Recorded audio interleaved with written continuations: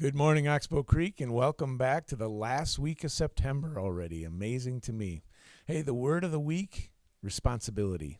Our big three: safety, respectful, responsible. And so we want you to talk this week about what does that look like to be a responsible first grader or a responsible fifth grader. I don't know, maybe it means getting up by yourself in the morning without someone having to come and drag you out of bed like I had to drag my kids out of bed. Maybe it means you're doing dishes now, and that's a regular chore that you have to do at home. Or maybe you're walking the dog without somebody having to ask you if you happen to have a dog. Maybe it's making your bed in the morning, which is something that a responsible student could do. Maybe you're like me. You don't like making the bed, but my wife likes me to make the bed, and so I do. Anyway, talk about what that looks like as a whatever grade you're in to be a responsible kid, because it is a goal for all of our kids to make sure that you grow up to be a very responsible adult. Speaking of responsibility, you've done a nice job. One of my responsibilities is to keep everybody safe, like I told you. And the fire drills and lockdown drills that we've done so far this fall, you've done a really nice job with that as we work that out so we make sure everyone knows what they're supposed to do if something like that were to occur. I appreciate your work with that.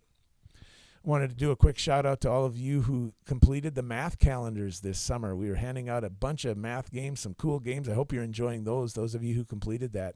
And I also hope it means that you kept up on your math over the summer, which is a good thing.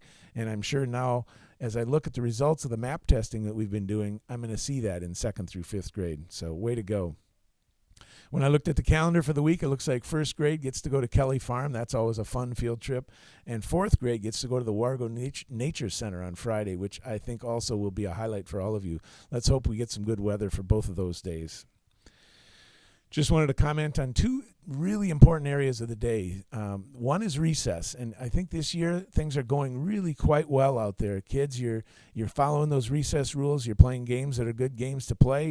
You're staying within the rules of the equipment and that sort of thing. The one thing I'd like to see improvement on is coming in from recess. When we have 205 third graders coming in, for instance, the tendency is you've been playing, you're loud and everything else, and you're coming into the building and you kind of keep doing that. That's where it has to change.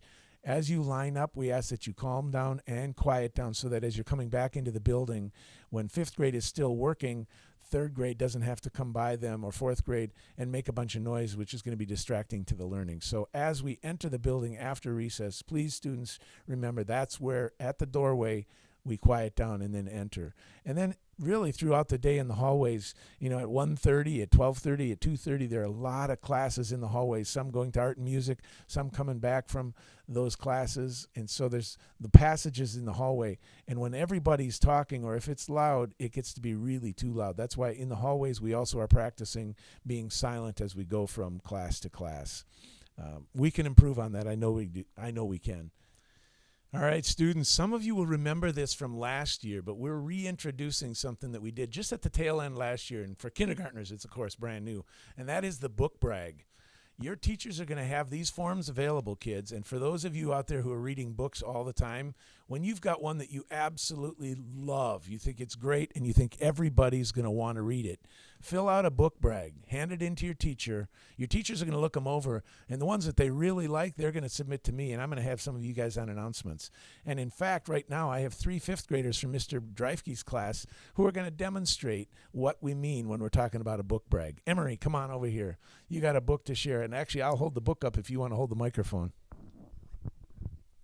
Hi, I'm Emery from 5ST. I am here to tell you about one of my favorite books, Fablehaven by Brandon Mole.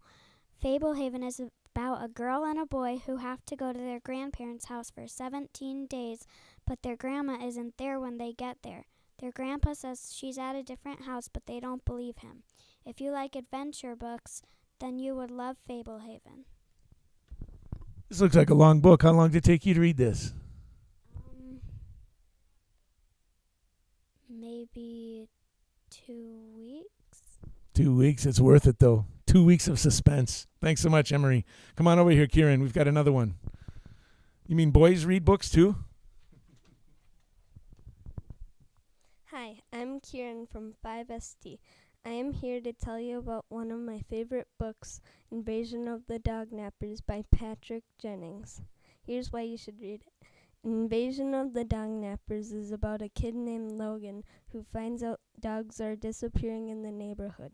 so he tries to stop who did it. If you like mystery books, then you would love Invasion of the Dognappers. You got to love that title. I've never known there was such thing as a dog napper. Thank you, Kieran. And finally, Lily, come on over. What do you have? I read this book this summer. I loved it.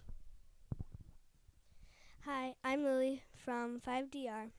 I am here to tell you about one of my favorite books, Wonder, by R.J. Palacio.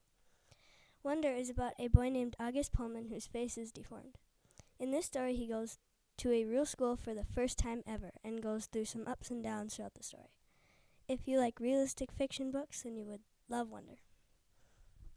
Thanks so much, but I have to ask, did you cry like I did?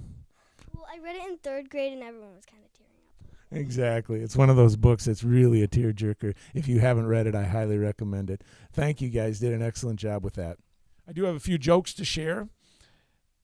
Braden from 1st grade says, why couldn't the elephant use the computer? Because it was afraid of the mouse.